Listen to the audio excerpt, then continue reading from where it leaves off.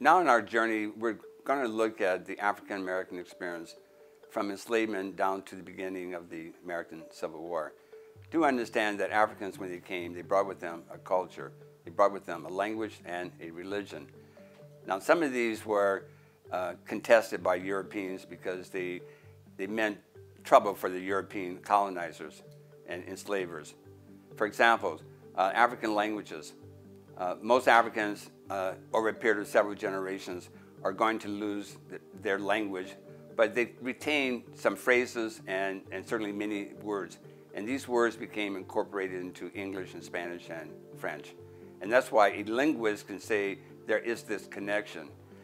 Same is true with arts and dance. People, when they had funerals, many of the funerals were similar to those in West Africa, and they were carried down to our present time. And there are many other cultural things that people engage in, and over time they may not necessarily realize an African connection, but experts can point out. For example, when you comb your hair, you may have a tendency to take care of your hair in a precious way and destroy it so no one can get hold of it. Now, why do you do this? Well, you might because your mother or grandmother said that's what you should do. But many Africans who believe your hair is personal, just like clothing, and if your enemy got hold of it, they could put a spell or a hex on you. Now, if we look at, certainly Africans were enslaved, a process that goes on from the late 1500s right down until almost the end of the 19th century in regards to Brazil. And Africans were brought because Africans had skills. It wasn't because they were savages or primitive people. They came because they had skills. Africans knew how to cultivate rice, so they ended up in South Carolina and Georgia. They knew how to deal with cattle because they were cattle herders, the Fulani people. They were metal workers. They were able to be blacksmiths. If you go to New Orleans or Charleston, you see some very fashionable balconies. They were built by slave labor. So these were the skills that became necessary for the development of the New World. Now, the majority of Africans who came went to Brazil, and the second largest number went to the Caribbean, and the least number came to the United States. Approximately around 400,000 came to the United States. But in the early days of the colonies, Africans were, in some cases, in a majority. They were in a majority for a time in South Carolina, and certainly they were instrumental in developing America. Without slave labor, America would not have rapidly developed itself. Now, what we find is that Africans who are here do rebel. It's not simply being submissive, even though they were controlled. And rebellion took many forms, and historians do know there were hundreds of rebellions. Many were not recorded because of fear that they might inspire others to do similar things. But we do know about some of the major ones. Right here in New York City, in 1712, there was a slave rebellion that also involved white people, because in those days, many whites felt the oppression just as much as Africans. And in 1712, in this rebellion, people were executed. Right downtown at City Hall, you have a park, City Park. That was the spot for executions. There's nothing, no indications, no signs, no markers to tell you this was the killing grounds. But African blood was spread there over 200 years ago. Now, Nat Turner had a major rebellion in 1831. His rebellion was so frightening that it affected people as far away as Tennessee and Mississippi. The state of Mississippi decided that all black people between the age of 15 and 50 had to leave if they were free. They could not stay. If they stayed, they would be sold into slavery. Tennessee outlawed African people selling food or drinks, the fear of being poisoned. This shows the impact of just one of these rebellions. Now, what we do have, though, is that many people did engage in what we call day-to-day resistance. Now, day-to-day resistance was done in order to avoid being whipped or punished or being sold. And what it meant, things like slow down when you're working. It meant things like breaking tools and making it appear like you were clumsy. In fact, African people broke so many of the instruments, what they call the hoe, to dig into the ground to plant the seeds, that white people had to build one they called the Negro hoe, which was much sturdier and stronger. Well, yes, it was, but then it was slower to wield. Africans sometimes would abuse animals, as a substitute for abusing the owners. And certainly we know they stole food if they could. We know that they might steal a chicken and blame it on a fox. We know that they ran away. And they ran away in such numbers that the United States Constitution had a clause in it called the Fugitive Slave Law, which meant basically that any white person had the right to return a suspected runaway. And this was supported by members of Congress and certainly by the American presidents. So Africans did rebel. Now, Africans had their own communities. There was a book written in 1972 called The Slave Community by John Blassingame. And what he showed in his book was Africans were people who had values, who had a culture, who had an understanding of nature, who had a relationship with God. And they were people who tried to pass on their cultural identity. And that's why in the film, Roots, when you have Kunta Kinte raising his child above his head and said, "Behold, the only thing greater than you, see, is the sky, the stars and the moon and the sun." And that's part of the African tradition. And so as the sounds of war came closer and closer, because the nation was drifting apart on the issue of slavery, African Americans had to take note as well. Because as the Southerners began to argue that slavery was a positive good, as opposed to earlier decades when they said it was necessary evil, we find that Southerners wanted to expand into areas where slavery did not exist. And so this is going to cause a national crisis. And the Southerners would argue that they had to move into areas in the West or the Midwest because the older lands in the South were being depleted and they needed more and more space. And unless they could go forward with and continue to have slavery in new areas, slavery would be doomed. And so the African Americans caught in between because you have Northerners who are opposed to slavery, but who also are opposed to freedom. Because the fear of many Northerners were, if slavery does end, wherever African American people go, and they came up to the North, then they'd be competitors for the jobs. And so that was the dilemma that was facing the nation in the 1850s, as the nation itself began to go further and further apart. Now, at this time, the African American is still thinking of what's best for themselves in relationship to the slave population. Because at that time, you had in America about 500,000 people who were so-called free, and you had around 4 million people in slavery. And the difficulty of those in slavery was, how can I get to the North and become free? And so African Americans started movements. They started movements to help people escape what became known as the Underground Railroad by giving them aid, by clothing, food, directions, and so forth. And all this was done disregarding the law, because there was a law saying you have to help the government return fugitives. And so we see as the Civil War comes, African Americans are going to play a major part in that war, not only for preserving the United States as a nation, but also for destroying American slavery.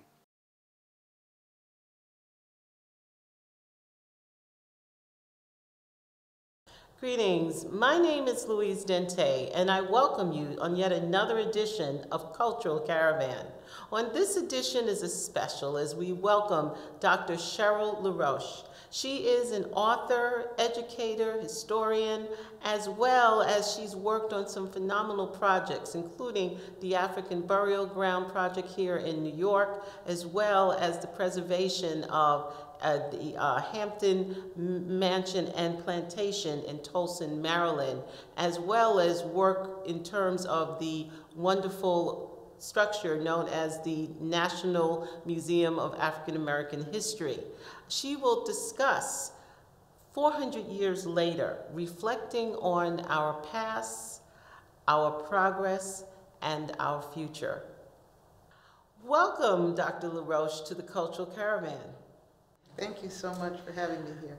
Well, At this time, we first want to reflect on the fact that as of next year will represent 400 years since our sojourn here in the United States, from 1619 to 2019. At this point, let's talk about the past. Let's reflect on our past. I think one of the most important things to think about is that if you take our world and slice it up into 100-year chunks. So from 1619 to 1719, it's just, not quite the American Revolution, and from 1719 to 1819 and so forth and so on, that for much of that time, we were under some form of oppression. That even after slavery ends, that doesn't end the oppression. And so while we are moving forward and talking about 400 years since 1619, we could slice time in a lot of different ways. We can look at it and say, how much progress have we made? How much progress have we made over the 400 years? Has it been such that we are steadily moving forward? There's a part of me that looks and thinks, in this current world of 2018 coming up on 2019, I'm a little disheartened by the progress that this country has made. We had, at the end of the Civil War in 1865, now if you want to slice these 100 years, you could go from 1865 to 1965. That's 100 years. At the end of the Civil War, there were the Civil Rights Amendments. There were the 13th, 14th, and 15th Amendments. There were also civil rights laws and acts. It took 100 years, and none of that made a full impact on our freedom. It wasn't until 1965 when we really started to see this kind of shift and the new Civil Rights Acts that we began to see some movement. So yes, we are at this 400-year mark. I think it's a place where we can come back and look at our progress and talk about it. But if it's going to take us another 400 years to make the same progress that we made the last 400 years, we are probably in trouble. What are some of the factors that have held us back instead of moving us forward? Certainly, I think that, I keep harping on this myth of white supremacy, but this belief that whiteness is somehow the standard. When we understand that there are places where, as Black folk, we can excel, we can really take the lead, and we do. But I think that the attitude of America in some ways holds us back. When I look at, as a researcher, sometimes when I look at the research questions that people are asking, the questions themselves keep us small. People are asking things that, are maybe relevant to them, but not to us. Mm-hmm. So when we start to be conceived of in all of our sort of greater capacities, mm-hmm. the questions that we ask of us and that are asked mm-hmm. about us will change. Mm-hmm. So I think that, economically, we are constantly looking at the fact that we were chattel and property. Coming back to Frederick Douglass, but he was such an overarching figure. We had people, Fortin, who was really a sailmaker. He was one of the richest men in America at the time. So we have had people of prominence all the way along. Even coming out of the American Revolution, we have always had people who were landowners. We've always had people who've been doing great things. This is not a new phenomenon. We've had, Madam C.J. Walker. We've had people who did these things. And I'm not trying to say that the progress that we are enjoying is something that I'm criticizing. What I'm saying is that the amount of progress that this country has made is disappointing when you look back over the span of years, when you look back over the laws that were enacted. We keep reinscribing these same civil rights acts, still looking for justice, still looking for a lack of police brutality. The problems that plague us, they may diminish, but they don't go away. Mm-hmm. And that's a problem. Mm-hmm. So there are a number of things really embedded inside of American culture that are baked in mm-hmm. that cause our own, not just oppression, but we have a longer distance to cover because of where we've begun and where we still are.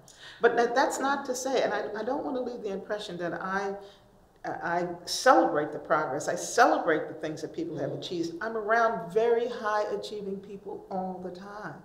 And so that, I don't want to leave that impression, but I do want to say that those people who are high achieving versus the many, many, many other people that I see that are struggling in the streets. Yes, well, as you mentioned, while there are those of us who have achieved, who have living the American dream, you have wealthy people, you have famous athletes, we also had our first African-American president, there are unfortunately a number of us, a larger percentage of us who are not doing so well. What accounts for that? Well, I'm not a sociologist. I haven't studied these things economically, but what I will say is, as Henry Louis Gates found out and as Oprah found out, that when you walk around and you're just a black person without your fame, we know that given the choice, if you ask any person, a white person, would you want to walk around in a neighborhood with a policeman coming up the street and you're going to be a black person or a white person? What do you think they're going to say?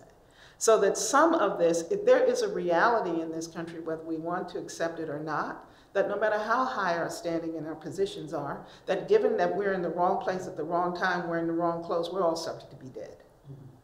And that is the harsh reality. I have friends who have said to me, they always go out well appointed with nails done, and so that if they faint or something, you can look at the body of the person and know that they had some status. But that's not going to necessarily save us.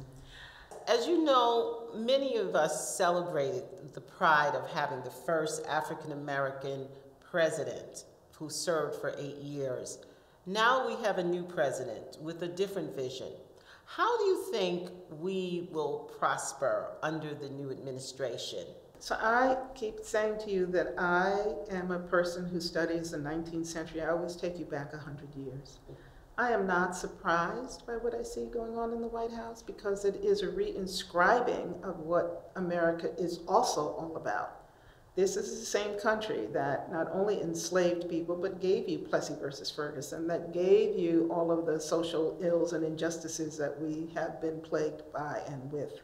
So that looking today at what's happening in the White House is just a reflection of a faction that has always been in operation in this country since its inception.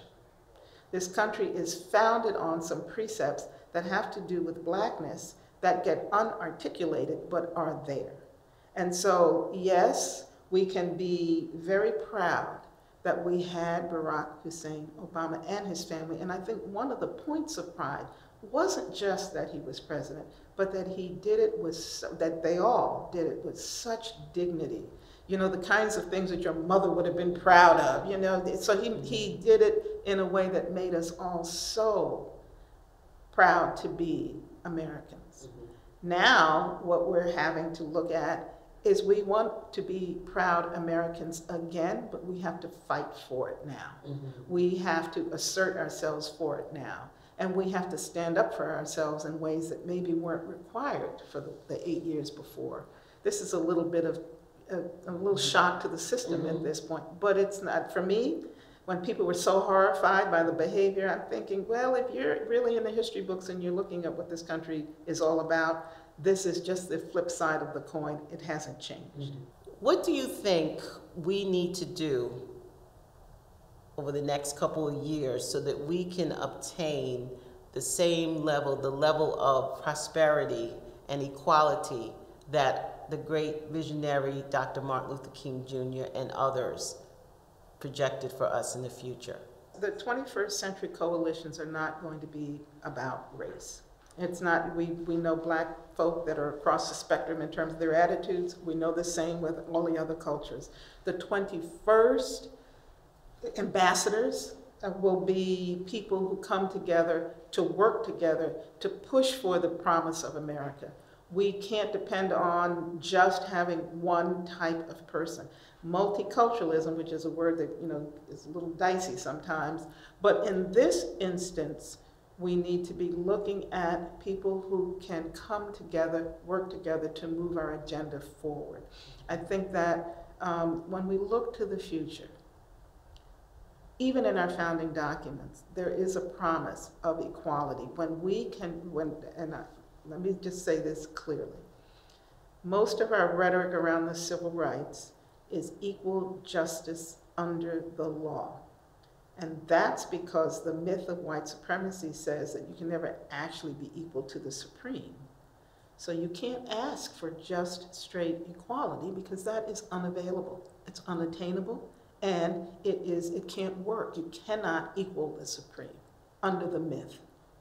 When we start to then look at equality, not that I want to be equal to white people, but that as human beings, we all come together as one, as humans, with the same kind of places to begin from and the same kind of launching space. That will be the kind of progress that I'm interested in. And justice will take a different turn because we are so far away from a just society. You're also the author of a new book entitled Free Black Communities and the Underground Railroad, The Geography of Resistance. Tell us about that book. The book is a study of 5 communities in the Midwest that looked at their Underground Railroad, their work with Black communities and with the Black church. I looked at the landscape. I can look at the elements of the landscape and almost tell you where to look for African American people, people of African descent, because we're in places that are less desirable. We have these certain signature things that we saw out in the West, and over the years, my model has proven that it pretty much holds true across the country. Mm-hmm. So I've taken what I've learned from looking for very obscure people in the Underground Railroad and developed a methodology for really studying Black Americans in community. Coming off of plantation sites, I'm working at Hampton Mansion in Towson, Maryland now, and we've had phenomenal success, in part using much of the protocol that I developed for the book. Dr. LaRoche, you are also a very key person involved in the unearthing of the very historic and monumental finding here in New York known as the African Burial Ground. Please tell us about that. Yes, I was the archaeological conservator. I conserved all of the grave goods from the African Burial Ground. It was a profound experience. It actually changed my life. I have felt ever since that time that I have a relationship to the ancestors in a way that I never had before. But just the work itself was so deep, and the reactions from the New York community were so profound that I saw history move people. I saw people really kind of be connected to their past in a way that I don't think they had ever been before. And that project was I always thought it was going to be the pinnacle of my life. I've since worked on some other really big projects, but that one has a sweet spot for me just because it was so meaningful. Well, Dr. LaRoche, on behalf of Cultural Caravan, we want to thank you for the work you've done to preserve our collective history. And we really look forward to having you back again in the very near future. Thank you so much for joining us. Thank you so much for having me. And I would say that if by chance my work helps young people fall in love with history and understand how much power, how much personal power you can derive from knowing your history, I will die a happy woman. Well, I hope you've enjoyed this broadcast, and we continue to encourage you to tune in, to write, and to tell a friend. And please visit our website at www.ccptv.org. And you can also check out some of our past programs on our YouTube channel. Until next time, Louise Dente saying thank you.